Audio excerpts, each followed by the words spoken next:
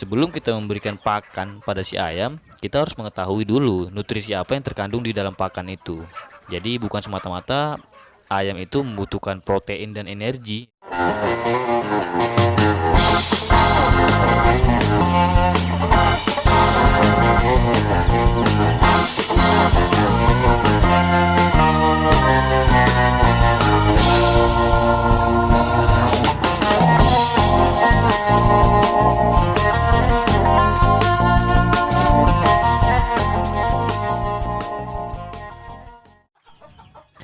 Halo sahabat ternak semuanya, salam hormat dan salam satu hobi. Untuk yang baru bergabung di channel ini, saya ucapkan selamat datang. Semoga apa yang saya sampaikan di video ini dapat menjadi referensi untuk semuanya, sehingga bisa memaksimalkan hasil dari ternak skala rumahan kita. Baiklah, di video ini saya akan membahas tuntas 3 faktor mengapa produktivitas telur ayam dapat menurun. Tetapi sebelum lanjut ke video, jangan lupa subscribe dan share video ini agar semakin banyak teman-teman kita di luar sana yang bisa mendapatkan informasi menarik seputar ternak ayam kampung skala rumahan. Jadi kalau kita berbicara tentang produktivitas telur pada si ayam, itu sudah jelas karena pertumbuhan sel telur di dalam tubuh si ayam itu tidak maksimal, teman-teman. Kenapa tidak maksimal? Itulah kita akan membahas di video ini. Tiga faktor menurunnya produktivitas telur si ayam. Yang pertama itu cuaca berubah-ubah, teman-teman. Jadi cuaca yang berubah-ubah dapat membuat ayam kita stres, dan ketika ayam kita stres itu dapat menurunkan produktivitas atau produksi sel telur di dalam tubuh.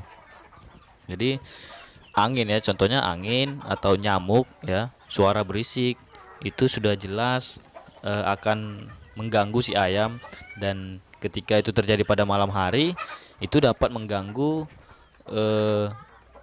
istirahat malam si ayam, teman-teman.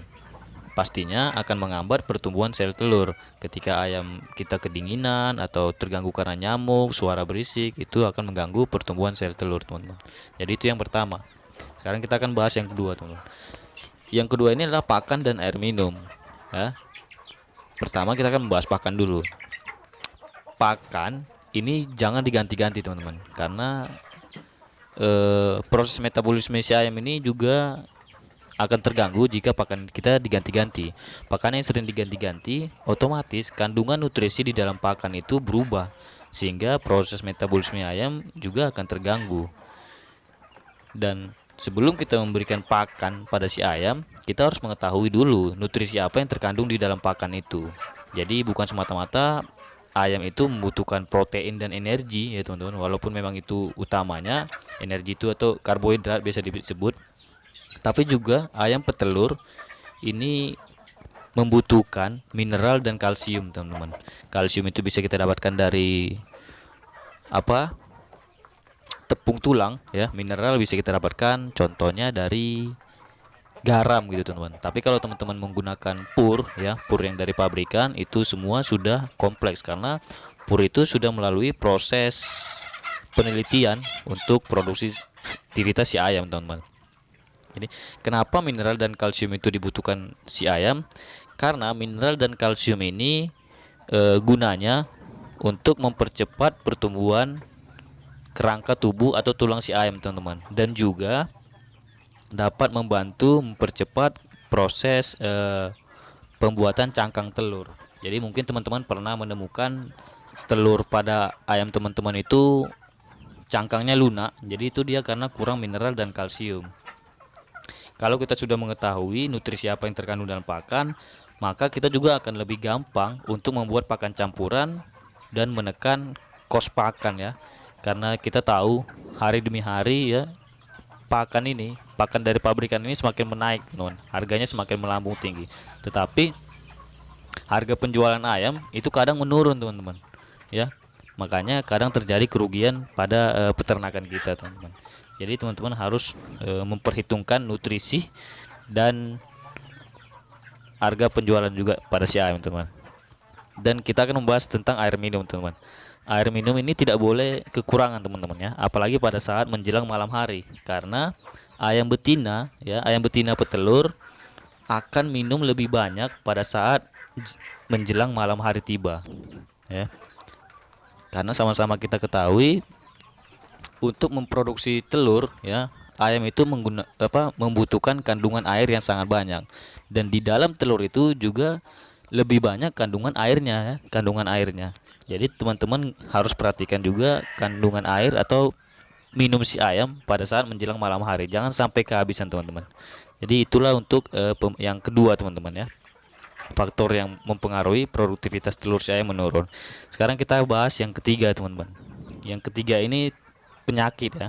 Penyakit pasti dapat menurunkan produktivitas telur pada si ayam. Contohnya itu ya cacingan. Kalau ayam kita sudah terserang cacingan, biasanya nafsu makan si ayam ini menurun. Ketika nafsu makan ayam menurun, sudah jelas nutrisi yang dimakannya itu berkurang, dan produktivitas atau pertumbuhan sel telur di dalam tubuh si ayam itu dapat berkurang teman-teman. Jadi teman-teman harus bisa selalu memperhatikan si ayam ketika dia makan, ketika kita kasih makan, kita harus memperhatikan si ayam ini. Jadi ketika dia sudah atau kita mengetahui si ayam ini sakit, terjadi kendala, kita harus memisahkannya dan kita memberikan penanganan yang khusus agar apa yang kita harapkan dari peternakan kita ini bisa maksimal teman-teman. Jadi itulah sedikit atau itulah 3 faktor yang menurut pengalaman saya dapat mempengaruhi produktivitas telur si ayam ini menurun teman-teman.